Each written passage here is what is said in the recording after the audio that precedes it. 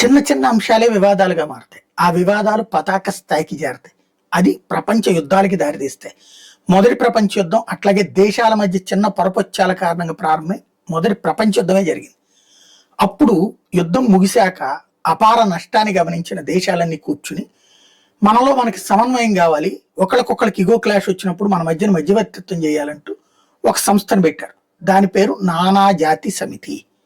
ఇందులో అన్ని జాతులు కలిసి ఉంటాయి అన్నమాట. అప్పట్లో జాతుల టైప్లో ఉండే దేశాలన్నీ అందరినీ కలిపే సమన్వయం చేసే పని చెప్పారు. దానికి అన్ని దేశాలు కలిపి తలా ఇంత చందా వేసుకుని బ్రతకడానికి ఏర్పాటు చేశారు.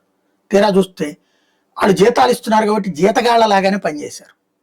సమస్య వచ్చినప్పుడు రెచ్చగొట్టే వాళ్ళని కంట్రోల్ చేయలేదు, రెచ్చిపోయేటటువంటి వాళ్ళని ఆపలేకపోయారు. ఫలితం రెండవ ప్రపంచ యుద్ధం, పెను విధ్వంసం. అప్పుడు మళ్ళీ అన్ని దేశాలు కూర్చుని క్రిందసారి నానాజాతి సమితి ఫెయిల్ అయింది, ఈసారి అట్లా ఫెయిల్ కాకుండా ఇంకోటి పెడదాం అంటూ అది తీసేసి రద్దు చేసి ఐక్యరాజ్య సమితి అంటూ 193 దేశాలతో కలిపి ఒక కూటమి ఏర్పాటు చేశారు.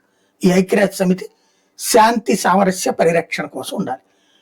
అది ప్రమాదకరం అనుకున్నప్పుడు ఐక్యరాజ్య సమితి వెళ్ళి కంట్రోల్ చేయాలి. ఏం కంట్రోల్ చేస్తుంది? ఇప్పుడు ఇరాన్ చేస్తున్న దుష్కృత్యాలను ఆపిందా? అమెరికా చేస్తున్న దుష్కృత్యాలు ఆపిందా? అలాగే రష్యా ఉక్రెయిన్ యుద్ధాన్ని ఆపిందా? దేనికి పనికిరాని సన్నాసి సంస్థగా మిగిలింది. కేవలం అదొక రౌండ్ టేబుల్ సమావేశాలు జరిపే ఏసీ హాల్కి మాత్రమే పరిమితం అవుతుంది.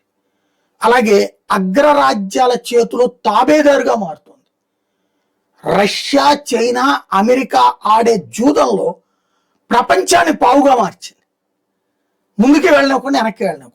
లేకపోతే ఇంత ఇన్సిడెంట్ జరుగుతుంటే ఐక్యరాజ్య సమితి ఎక్కడుంది అసలు? అక్కడ ఏం ఆపుతుంది? అమెరికాని ఏమయ్యా నువ్వు చేస్తోంది తప్పని ఆపాలి కదా, ఇరాన్ నువ్వు చేస్తోంది తప్పని ఆపాలి కదా, ఎవడన్నా వీళ్ళ తరపున ముందుకు వెళ్ళాడా?